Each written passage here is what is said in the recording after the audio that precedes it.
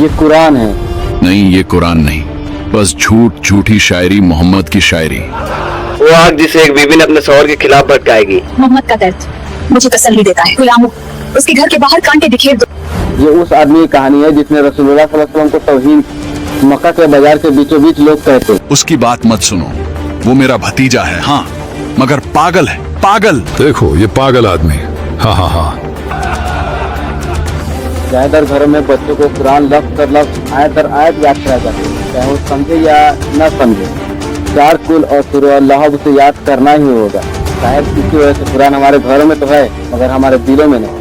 आखिर सूरह अल-लहब है क्या?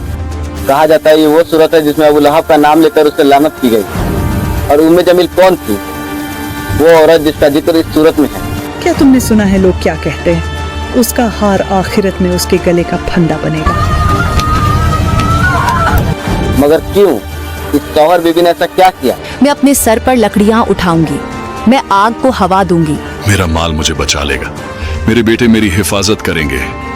मगर फैसला हो चुका था, लानत आग की। और सबसे अहम बात, ये सूरत कुरान के मौजज़े की जिंदा दलील कैसे हुआ? ये कहानी है कुरान में मौजूद सूरह अल-लहब। सयस्ला नारन ज़ात लहब। मक्का में नाज़िल हुई उस वक्त जब अबू लहब का जुल्म की इंतहा हो चुकी। वो रसूलुल्लाह सल्लल्लाहु अलैहि वसल्लम का पीछा करता, तौहीन करता, मजाक उड़ाता, बाजार के बीचों बीच जलील करता। मेरे भतीजे ने अपने बाप दादाओं का दीन छोड़ दिया। वो कहता है एक खुदा की इबादत करो। मैंने इससे ज्यादा शर्मनाक बात कभी नहीं सुनी। ये कहानी शुरू होती है एक सुबह मक्का में सूरज की पहली रोशनी रेत को चूम रही। ऊंट चल पड़े थे। कुछ लोग तांबे के आईने में खुद को देख रहे थे, कुछ नाश्ता कर रहे थे, कुछ बिस्तर में थे। मगर कहीं और एक शख्स कदम दर कदम ऊपर चढ़ रहा था, सफा पहाड़ पर।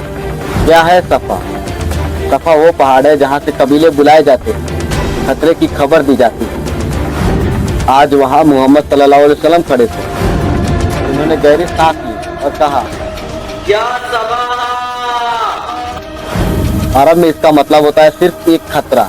लोग भागे, घर छोड़ दिए, दुकानदार अपनी दुकान छोड़ आए, औरत बच्चों को चुप कराते हुए आई। सब नीचे जमा, नजरें ऊपर। रसूलुल्लाह ने भीड़ को देखा, सरदार, ताजीर, गुलाम, बच्चे, अपना कौम, अपना खून। फिर फरमाया, ऐ लोगों, अगर मैं तुमसे कहूँ कि इस पहाड़ के पीछे दुश्मन की फौज खड़ी है तो क्या तुम यकीन करोगे? उन्होंने कहा, हाँ, आप सादिक हैं और आप। फिर फरमाया, तो सुनो, मैं तुम्हें आने वाले अजाब से डराता हूँ। एक अल्लाह की इबादत करो। भीड़ सन्न रह गई। तभी एक आवाज गरजी, तब बन लक, हलाक हो जाओ। क्या इसीलिए हमें बुलाया था? उसकी बद्दुआ उसी पर लौट आई। दिन बीते, अबू लहब रुका नहीं। जहाँ आप सोचन जाते वो पीछा करता। देखो आज कौन सी नई शायरी लाया है। उसने आवारा लड़के को लगाया। उस पर पत्थर फेंको। उसकी बीवी उम्मे जमील, हुस्न वाली मगर दिल से सख्त। वो कहती, क्यों नहीं उसका बहिष्कार करते?